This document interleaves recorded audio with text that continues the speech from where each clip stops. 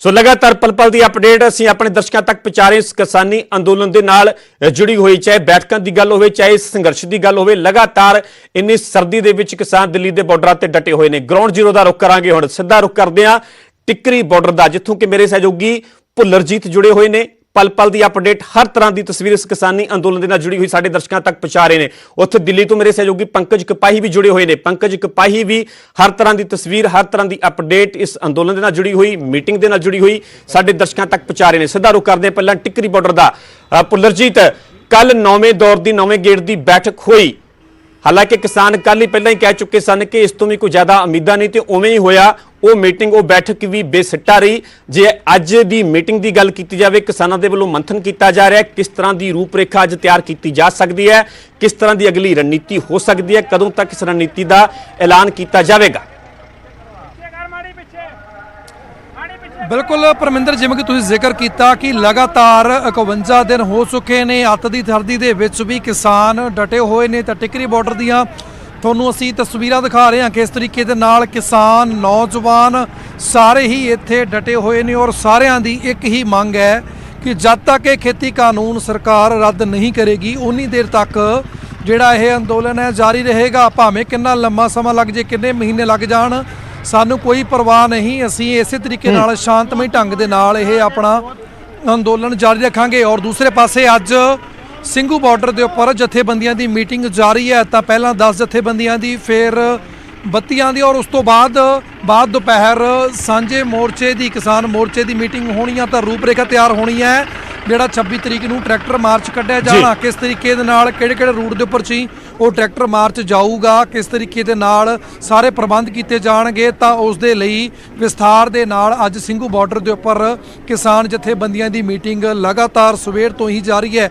और तस्वीरां तुहानूं दिखा रहे हैं टिकरी बॉर्डर दीयां। ठंड बहुत ज़्यादा आ, पर बावजूद इस दे जिहड़ी लोकां दे विच इस अंदोलन के प्रति आपां शरधा की गल करिए या फिर शांतमई तरीके दे नाल एक उत्साह इन्हां दे विच, और ये लगे हुए ने कि असीं अपनी किसानी नूं बचाउण दी खातर कर रहे हैं, असीं अपने खातर इस अंदोलन दे विच कर रहे हैं। तो साडे नाल इत्थे तुसीं देख सकते हो कि किसान भी ने। बापू जी, पिट्ठू बैग पाया, कित्थे दी तैयारी है? घर चले हो? नहीं, घर नहीं चले जी, असीं घर तो आए हैं इत्थे, मतलब दिल्ली च। ठीक है, तो असी मतलब घट्टो घट्ट 30-35 बंदे आए हैं। जिला साडा बठिंडा गा, तहसील तलवंडी साबो आ, पिंड शेखपुरा गा। असी उन्हां तक नहीं जाना। हुण असीं ये गल कह के आए घरे भी असीं अपने हक लैके मुड़ांगे। जिन्ना चिर काले कानून वापस नहीं होंदे असीं इत्थे ही रहना गा।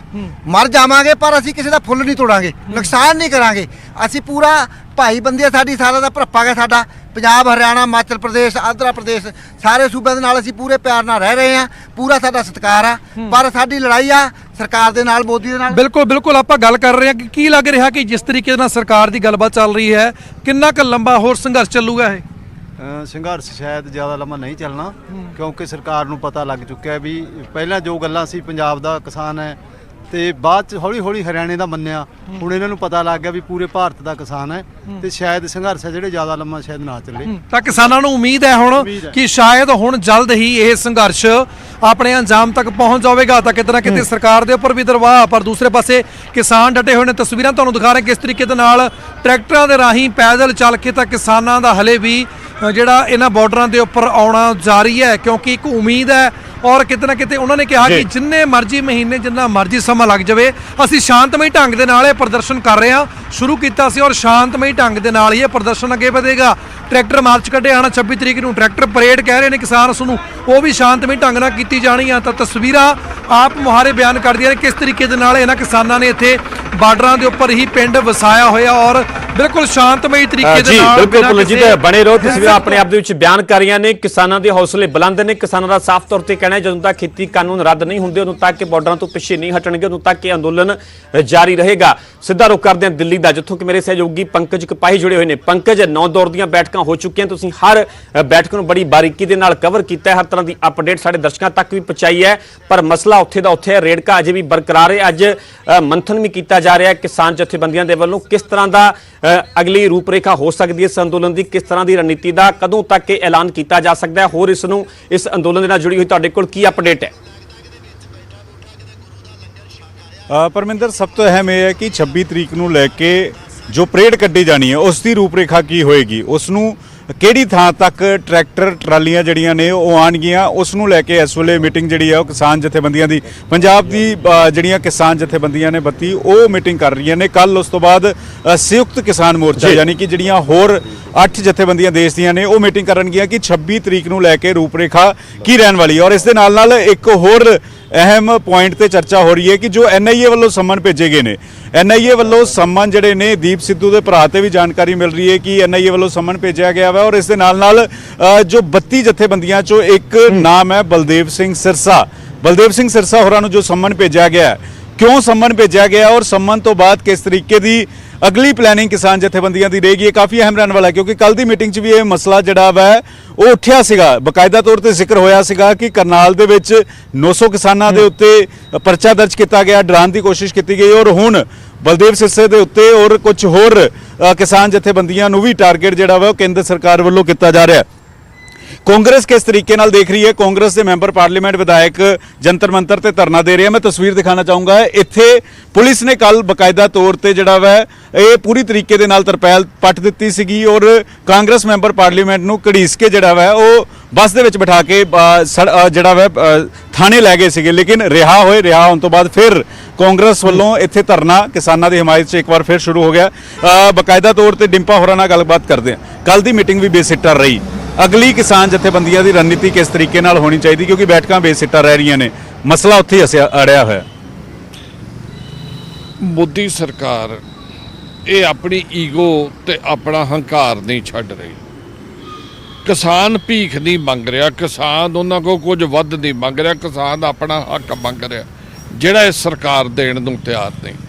ਦੇਖੋ ਇਹਦੇ ਤੇ ਸਾਨੂੰ ਇੱਕ ਮੁੱਠ ਹੋ ਕੇ ਇਕੱਠੇ ਹੋ ਕੇ ਸਾਨੂੰ ਖੜਨਾ ਪੈਣਾ ਇਸ ਦੁਸ਼ਟ ਤੇ ਦਮਨਕਾਰੀ ਸਰਕਾਰ ਦੇ ਖਿਲਾਫ। ਅਗਲੀ ਮੀਟਿੰਗ 19 ਨੂੰ ਸੱਦੀ, 19 ਨੂੰ ਲੱਗ ਰਿਹਾ ਮਸਲੇ ਦਾ ਹੱਲ ਨਿਕਲੇਗਾ, 19 ਨੂੰ ਕੁਝ ਮਸਲੇ ਦਾ ਹੱਲ ਨਿਕਲ ਸਕਦਾ ਹੈ ਕਿਉਂਕਿ MSP ਔਰ ਤਿੰਨੇ ਕਾਨੂੰਨ ਦੋ ਹੀ ਪੁਆਇੰਟ ਰਹਿ ਗਏ ਨੇ। ਦੇਖੋ MSP ਤੇ ਉਹ ਤੁਸੀਂ ਇਹ ਦੱਸੋ ਜੇ ਹੱਲ ਨਿਕਲਣਾ ਹੁੰਦਾ ਤੇ ਜਿਵੇਂ ਸਰਦਾਰ ਬਲਦੇਵ ਸਿੰਘ ਸਿਰਸਾ ਨੂੰ NIA ਨੇ ਨੋਟਿਸ ਕੱਢਤਾ, ਦੀਪ ਸਿੱਧੂ ਦੇ ਭਰਾ ਦਾ ਮੈਨੂੰ ਪਤਾ ਲੱਗਾ, ਹੋਰ ਇਹਨਾਂ ਕੁਝ ਪੱਤਰਕਾਰਾਂ ਨੂੰ ਕੱਢਤਾ ਜਿਹੜੇ ਪੱਤਰਕਾਰ ਇਸ ਮੋਰਚੇ ਦੀ ਇਸ ਅੰਦੋਲਨ ਦੀ ਸਮਰਥਕ ਸਨ। ਇਹ ਕਿੱਥੋਂ ਲੱਗਦਾ ਤੁਹਾਨੂੰ ਕਿ ਇਹਨਾਂ ਦੀ ਨੀਅਤ ਸਾਫ਼ ਆ? ਇਹ ਕਾਲੀ ਨੀਅਤ ਆ। ਇਹਨਾਂ ਦੀ ਹਰ ਚਾਲ ਦਾ ਸਾਨੂੰ ਸੋਚ ਸਮਝ ਕੇ ਜਵਾਬ ਦੇਣਾ ਪਊ। ਇਹ ਕੁਝ ਹੱਥਕੰਡਿਆਂ ਦੇ ਉੱਤੇ ਸਰਕਾਰ ਉੱਤਰ ਆਈ ਆ, ਇਹ ਡਰਾਉਣਾ ਚਾਹੁੰਦੀ, ਧਮਕਾਉਣਾ ਚਾਹੁੰਦੀ, ਡਬਾਉਣਾ ਚਾਹੁੰਦੀ ਆ ਤੇ ਜੇ ਸਾਡਾ ਏਕਤਾ ਹੀ ਆ ਸਾਨੂੰ ਇਹਨਾਂ ਦੇ ਨਾਲ ਲੜਾਈ ਲੜਾ ਦੇ। 19 ਨੂੰ ਫਿਰ ਰਣਨੀਤੀ ਕੀ ਕਿਸਾਨ ਜਥੇਬੰਦੀਆਂ ਨੂੰ ਉਲੀਕਣੀ ਚਾਹੀਦੀ ਜਦੋਂ ਇਸ ਤਰੀਕੇ ਨਾਲ NIA ਦੇ ਵੀ ਸੰਮਨ ਆ ਗਏ ਨੇ, ਕਿਸ ਤਰੀਕੇ ਨਾਲ ਕਿਉਂਕਿ ਮੀਟਿੰਗ ਵੀ ਜਿਹੜੀ ਹੈ ਉਹ ਲਗਾਤਾਰ ਕਿਸਾਨ ਜਥੇਬੰਦੀਆਂ ਕਰ ਰਹੀਆਂ। ਇੱਕ ਪਾਸੇ ਤੇ ਸਰਕਾਰ ਕਿਸਾਨ ਜਥੇਬੰਦੀਆਂ ਦਾ ਮੀਟਿੰਗਾਂ ਕਰੀ ਜਾ ਰਹੀ ਹੈ, ਦੂਜੇ ਪਾਸੇ ਉਹਨਾਂ ਦੀਆਂ ਜੜ੍ਹਾਂ ਵੱਢੀ ਜਾ ਰਹੀ, ਕਦੀ ਕਿਸੇ ਦੇ ਕੋਈ ਕੇਸ ਕਦੇ ਤੇ ਕੋਈ ਕੇਸ। ਕਿਸਾਨਾਂ ਨੂੰ ਬਿਲਕੁਲ ਦ੍ਰਿੜ ਰਹਿਣਾ ਚਾਹੀਦਾ, ਆਪਣੀ ਗੱਲ ਠੋਕ ਕੇ ਕਰਨੀ ਚਾਹੀਦੀ ਤੇ ਸਰਕਾਰ ਨੂੰ ਕਹਿਣਾ ਚਾਹੀਦਾ ਕਿ ਬੰਦੇ ਦੇ ਪੁੱਤ ਬਣ ਜਾਓ, ਆ ਜਿਹੜੇ ਰਾਹ ਤੁਸੀਂ ਚੱਲ ਪਏ ਹੋ ਇਸ ਇੱਥੇ ਸਰਕਾਰਾਂ ਸਦਾ ਨਹੀਂ ਰਹਿਣੀਆਂ, ਤੁਹਾਡੀ ਵੀ ਵਾਰੀ ਆਉਣੀ, ਕਈ ਵਾਰ ਤੁਸੀਂ ਸਾਡੀ ਥਾਂ ਤੇ ਹੋਣਾ, ਜੋ ਅੱਜ ਬੀਜੋਗੇ ਉਹ ਕੱਲ ਵੱਢੋਗੇ। ਇਹ ਗੱਲ ਇੱਕ ਕਲੀਅਰ ਕੱਟ ਇਹਨਾਂ ਨੂੰ ਦੱਸ ਦੇਣੀ ਚਾਹੀਦੀ। ਜਿਹੜਾ ਕਿਵੇਂ ਦੇਖਦੇ ਹੋ ਜੋ NIA ਦੇ ਸੰਮਨ ਭੇਜੇ ਗਏ ਨੇ, ਦੂਜੇ ਪਾਸੇ ਗੱਲਬਾਤ ਵੀ ਚੱਲ ਰਹੀ ਹੈ ਔਰ NIA ਦੇ ਸੰਮਨ ਕੀ ਸਰਕਾਰ ਕੋਲ ਵੀ ਡਾਕੂਮੈਂਟ ਹੈ, ਸਰਕਾਰ ਦੇ ਕੋਲ ਕੁਝ ਹੋਣਾ ਤਾਂ ਹੀ ਸੰਮਨ ਜਿਹੜੇ ਨੇ ਉਹ ਭੇਜੇ ਗਏ ਨੇ? ਗੱਲ ਇਹ ਹੈ ਕਿ ਇਹ ਸਭ ਤੋਂ ਪਹਿਲਾਂ ਜਿਹੜੀ ਰੀਤ ਜਿਹੜੀ ਇਹ ਪਾਕਿਸਤਾਨ ਦੇ ਵਿੱਚ ਪਈ ਸੀ ਕਿ ਜਿਹੜਾ ਵੀ ਕੋਈ ਸਰਕਾਰ ਦੇ ਉਲਟ ਜਿਹੜਾ ਕੋਈ ਸਿਰ ਚੁੱਕਦਾ ਸੀਗਾ ਤਾਂ ਉਹਦੇ ਉੱਪਰ ਕੋਈ ਫੌਜ ਦਾ ਦਬਾਅ ਜਾਂ ਇਹੋ ਜਿਹੇ ਜਿਹੜੇ ਏਜੰਸੀਆਂ ਜਿਹੜੀਆਂ ਸੀ ਜਿੰਦੇ ਕਰਕੇ ਕਿ ਉਹਨੂੰ ਦਬਾਇਆ ਜਾ ਸਕੇ। ਅੱਜ ਉਹ ਹੀ ਜਿਹੜਾ ਹੈ ਕਿ ਸਾਡੇ ਕਿਸਾਨ ਲੀਡਰਾਂ ਦੇ ਨਾਲ ਹੋ ਰਿਹਾ ਹੈ, ਅੱਜ ਉਹ ਹੀ ਜਿਹੜਾ ਹੈ ਕਿ ਸਾਡੇ ਪੱਤਰਕਾਰ ਭਾਈਚਾਰੇ ਦੇ ਨਾਲ ਹੋ ਰਿਹਾ ਹੈ ਔਰ ਇਹਦੇ ਵਿੱਚ ਇਹ ਹੈ ਕਿ ਜਿਹੜੀ ਦਬਾਉਣ ਦੀ ਕੋਸ਼ਿਸ਼ ਜਿਹੜੀ ਹੈ ਕਿ ਕੀਤੀ ਜਾ ਰਹੀ ਹੈ। ਔਰ ਮੈਂ ਗੱਲ ਬੇਨਤੀ ਕਰਨੀ ਚਾਹੁੰਦਾ ਸਾਰੇ ਕਿਸਾਨ ਭਰਾਵਾਂ ਨੂੰ ਕਿ ਪਹਿਲੀ ਗੱਲ ਇਹ ਹੈ ਕਿ ਅੱਜ ਸਾਡੀ ਜਿਹੜੀ ਹੈ ਕਿ ਸਾਡੀ ਪੱਗ ਦਾ ਸਵਾਲ ਹੈ। ਅੱਜ ਪੱਗ ਦਾ ਸਵਾਲ ਬਣ ਗਿਆ ਕਿ ਅਸੀਂ ਇਹ ਕਾਨੂੰਨ ਰੱਦ ਕਰਾਉਣੇ ਆ ਔਰ ਜੇ ਕਾਨੂੰਨ ਰੱਦ ਕਰਾਉਣੇ ਆ ਤਾਂ ਹੋ ਸਕਦੇ ਆ ਕਿ ਜੇ ਅਸੀਂ ਸਾਰੇ ਇਕਜੁੱਟ ਹੋਈਏ। ਔਰ ਇੱਕ ਚੀਜ਼ ਵੇਖੋ, ਅੱਜ 52 ਦਿਨ ਹੋ ਗਏ ਆ, ਅੱਜ ਕਿਸਾਨ ਦਿੱਲੀ ਦੇ ਬਾਰਡਰਾਂ ਤੇ ਬੈਠਾ ਹੈ ਔਰ ਦਿੱਲੀ ਦੇ ਬਾਰਡਰਾਂ ਤੇ ਬੈਠੇ ਵੇਖੋ ਕਿ ਕਿੱਡਾ ਵੱਡਾ ਹੌਸਲਾ ਤੇ ਕਿੱਡਾ ਵੱਡਾ ਦਿਲ ਲੈ ਕੇ ਬੈਠਾ ਹੈ ਕਿ ਆਪਦੇ ਬੱਚੇ ਤੇ ਆਪਦਾ ਪਰਿਵਾਰ ਛੱਡ ਕੇ, ਆਪਦੀ ਉਹ ਧਰਤੀ ਮਾਂ ਛੱਡ ਕੇ ਅੱਜ ਦਿੱਲੀ ਦੇ ਬਾਰਡਰ ਤੇ ਬੈਠਾ ਔਰ ਫਿਰ ਵੀ ਉਹ ਵਾਰ-ਵਾਰ ਨਰਿੰਦਰ ਮੋਦੀ ਤੇ ਅਮਿਤ ਸ਼ਾਹ ਨੂੰ ਇਹ ਗੱਲ ਕਹਿ ਰਿਹਾ ਕਿ ਅਸੀਂ ਹਰ ਸਟੇਜ ਦੇ ਉੱਤੇ ਤੁਹਾਡੇ ਨਾਲ ਗੱਲ ਕਰਨ ਨੂੰ ਤਿਆਰ ਹਾਂ। ਚਾਹੇ ਅੱਜ 10ਵੀਂ ਮੀਟਿੰਗ ਦੀ ਗੱਲ ਕਰ ਲਈਏ, ਚਾਹੇ ਅਸੀਂ ਜਿੰਨੀਆਂ ਮਰਜ਼ੀ ਮੀਟਿੰਗਾਂ, ਪਰ ਮਸਲੇ ਦਾ ਹੱਲ ਨਿਕਲੇਗਾ ਕਿਵੇਂ? 19 ਤਰੀਕ ਨੂੰ ਲੱਗ ਰਿਹਾ ਮਸਲੇ ਦਾ ਹੱਲ ਨਿਕਲੇਗਾ, 19 ਤਰੀਕ ਦੀ ਬੈਠਕ 'ਚ ਮਸਲੇ ਦਾ ਹੱਲ ਨਿਕਲੇਗਾ।